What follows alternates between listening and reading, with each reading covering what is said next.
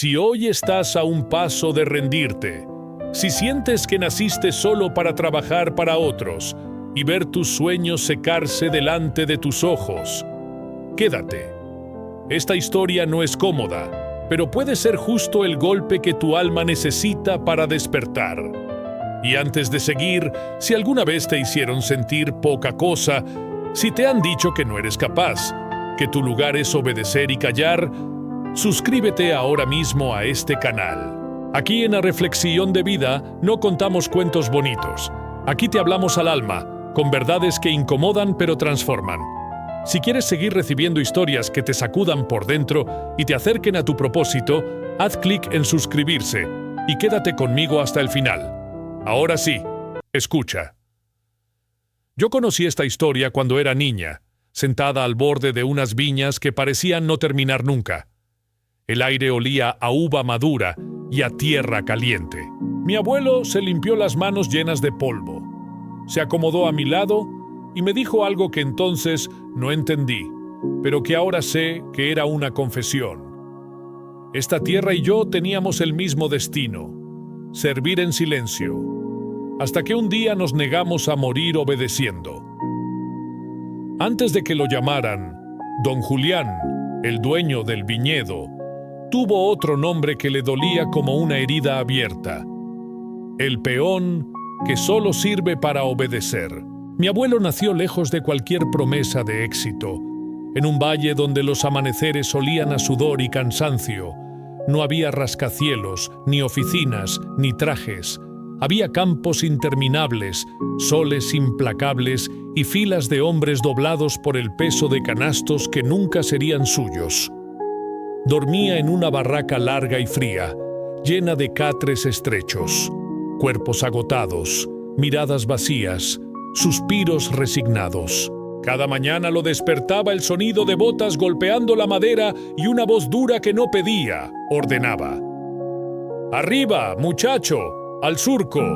No había opción. Un café aguado, un pedazo de tortilla, a veces unos frijoles, luego el sombrero gastado, las tijeras colgando del cinto, la espalda encorvada desde el primer racimo hasta el último. Sobre ellos, siempre encima, el capataz. A veces en caballo, a veces a pie, pero siempre con ese tono que te recuerda que, para él, tú no eres una persona, eres una herramienta. «Más rápido, la uva no te va a esperar», gruñía, haciendo chasquear el látigo en el aire, solo para escuchar el miedo. Mi abuelo nunca respondía. Sabía que una sola palabra de más podía costarle el trabajo.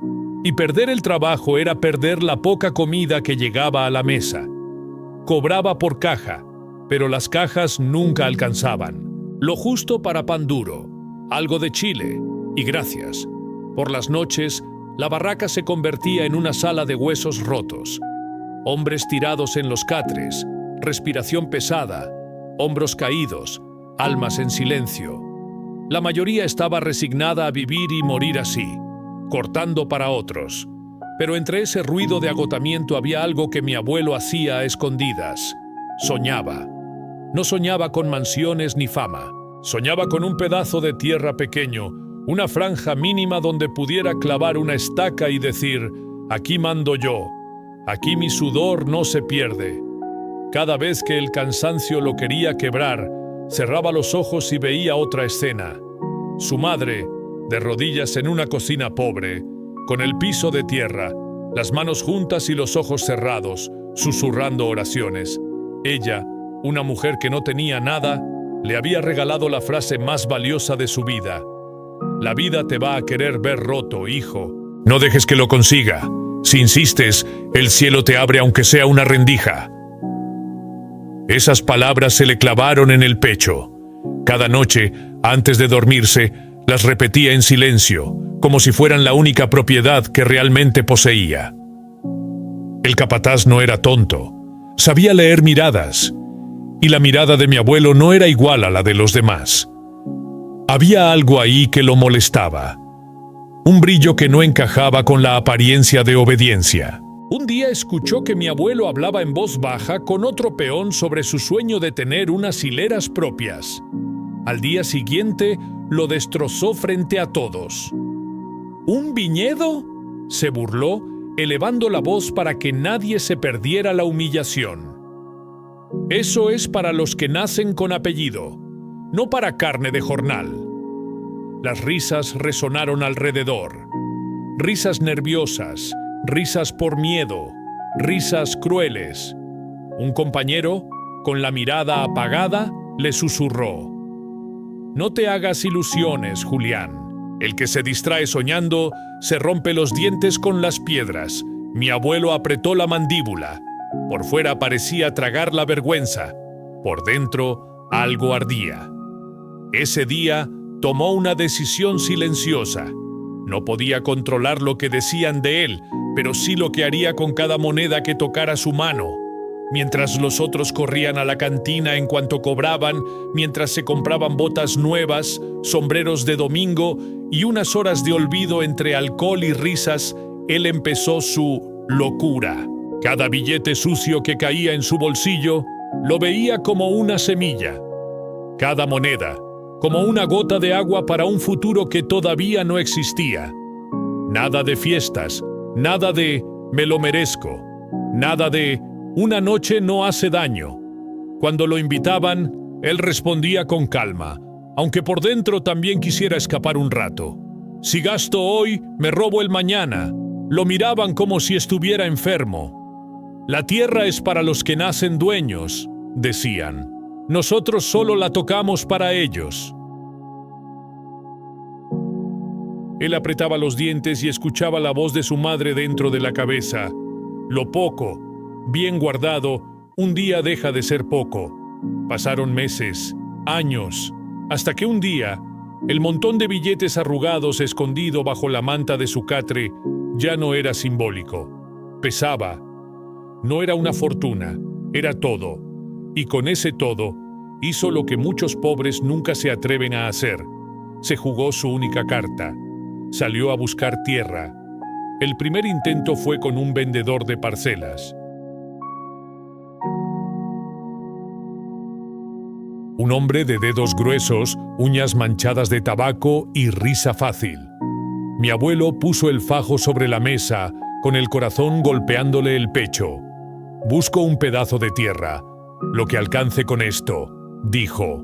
El hombre contó el dinero, se echó hacia atrás en la silla y soltó una carcajada que dolió más que cualquier insulto.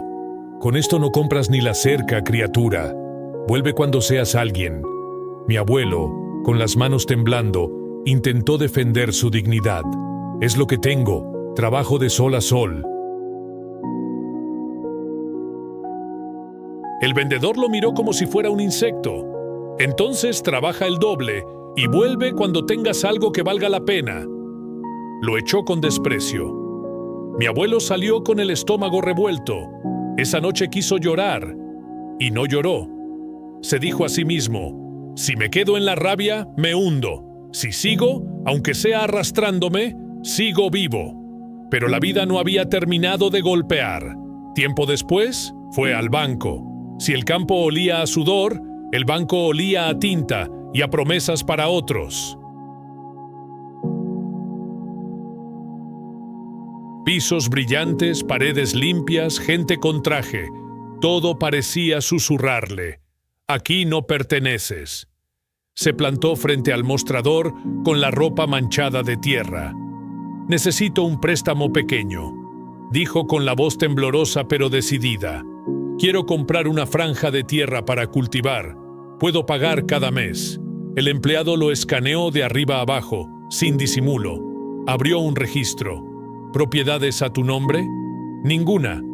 «¿Bienes, avales?» «Nada». El cuaderno se cerró de golpe. «No calificas», dictó sin emoción. «Vuelve cuando tengas algo que perder». Las palabras se le clavaron como cuchillos. Salió del banco con el pecho ardiendo de vergüenza. Cuando llegó a la barraca, ya no pudo sostener el peso. Se tiró boca abajo sobre el catre, hundió el rostro en la manta áspera y lloró en silencio para que nadie lo escuchara. «Dios», murmuraba, «no quiero lujos, no quiero ser grande.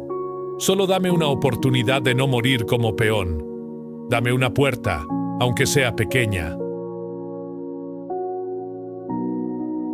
Yo la cruzo. Lloró hasta que el cuerpo no pudo más. Se quedó dormido con las mejillas mojadas. Y en medio de ese sueño, entre sombras, una voz conocida regresó como un hilo de luz. La de su madre. Hijo, aunque te cierren 1000 puertas, no sueltes tus nudillos. En algunas se cansarán antes que tú. Despertó con esa frase quemándole el pecho. Seguía sin tierra, seguía sin crédito. Seguía siendo solo un peón, pero ya no era el mismo. Algo dentro de él había decidido no aceptar el papel de víctima. Pasó el tiempo, y entonces llegó la oportunidad que nadie quería. No apareció como un premio, sino como rumor entre jornaleros. Dicen que junto al Canal Viejo hay un pedazo de tierra maldito, comentaban. Tierra salada, llena de piedras. El dueño quiere deshacerse de eso. Aquí nada prende. Mi abuelo fue a mirar.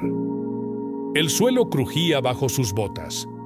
El terreno estaba cuarteado, con costras blancas de sal, hierbas secas como clavos clavados en la tierra. A primera vista, era un lugar condenado. Se agachó, tomó un puñado de tierra entre los dedos. No era suave ni fértil. Pero entre el polvo y la piedra sintió algo raro, como si aún quedara un poco de aliento, mínimo, escondido. Si yo aguanto, susurró, tú también puedes aguantar. Buscó al dueño, un hombre flaco, con mirada cansada. ¿La vende?, preguntó. La vendo. Nadie la quiere, respondió el hombre con resignación. Mi abuelo sacó su fajo de billetes arrugados, húmedos de tanto esconderlos. Es poco, es todo. El hombre lo miró en silencio unos segundos. Luego suspiró. Si digo que vale más, me río de mí mismo. Si te atreves, es tuya. Se dieron la mano. Ese apretón no solo sellaba la compra de un terreno feo, sellaba algo más profundo. La decisión de mi abuelo de dejar de vivir solo obedeciendo y empezar a construir algo suyo, aunque el mundo dijera que estaba loco.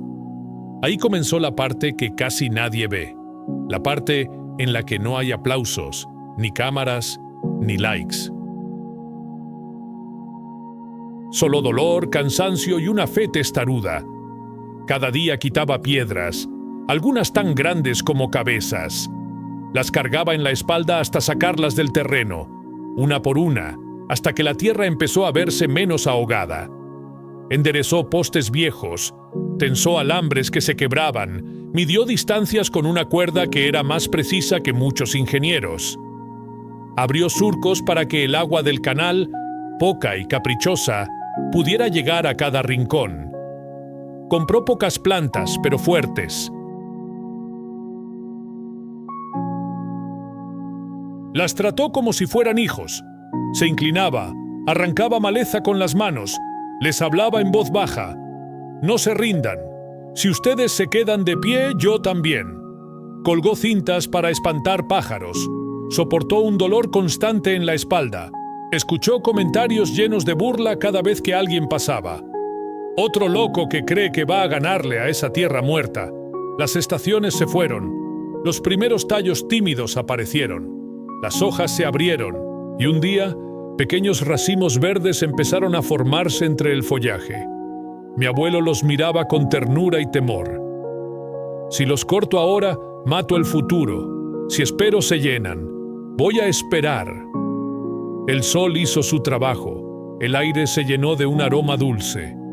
Los racimos se volvían morados, pesados, como campanas colgando de las ramas. Pero justo cuando todo empezaba a verse bien, la vida volvió a probarlo. Llegó una helada brutal. Una madrugada, las viñas amanecieron cubiertas de hielo. Las hojas estaban negras, quebradizas, cada rama que tocaba se rompía. El capataz apareció, por supuesto. Caminó entre las plantas muertas con una sonrisa torcida, como quien disfruta ver confirmados sus propios prejuicios. Te lo dije, soltó. dejando caer una hoja seca delante de él. Naciste para cortar uva, no para hacerla crecer. Mi abuelo sintió el alma hundirse. Podía haber tirado todo, vendido lo poco que quedaba y volver a la seguridad de la cuadrilla. En lugar de eso, recogió una por una las plantas muertas y las enterró, no como basura, sino como si fueran pequeños cuerpos a los que les debía respeto. Esa tarde aguantó el llanto. Esa noche, no. Cuando regresó a la barraca, el peso era insoportable. El sombrero cayó al suelo. Se sentó en el catre, la mandíbula temblando, el eco de la frase «naciste para obedecer» golpeándole la mente como un martillo. Se tapó los oídos, pero la voz seguía ahí, hasta que, en medio de ese ruido cruel, volvió a escuchar el susurro que lo había levantado tantas veces, la voz de su madre. Aunque todos digan que no, sigue tocando donde otros se cansaron de llamar. Esta vez, las lágrimas corrieron sin freno. Cayó de rodillas junto al catre, apretó las manos y oró con el corazón abierto. No puedo solo, Señor. No te pido que me regales nada. Solo dame una puerta, una. Si la abres un poquito, yo empujo. No hubo milagro inmediato. Lo que sí hubo fue una nueva decisión. Seguir, aún con el alma sangrando. Con lo poco que le quedaba, volvió a comprar algunas plantas. Ajustó los surcos, aprendió a leer mejor el agua, protegió cada brote como si fuera el último pedazo de esperanza. Hubo plagas, hubo calor, hubo noches sin dormir. Pero ya no era el mismo hombre. Había cruzado una línea dentro de sí. Jamás volvería a ser solo el que obedece. Las nuevas plantas respondieron. Crecieron, se afirmaron, se extendieron. Lo que antes era una franja maldita, empezó a verse como una promesa. Y entonces llegó el día. El aire estaba distinto. Las viñas estaban cargadas. Racimos morados, pesados, brillando con el rocío de la madrugada.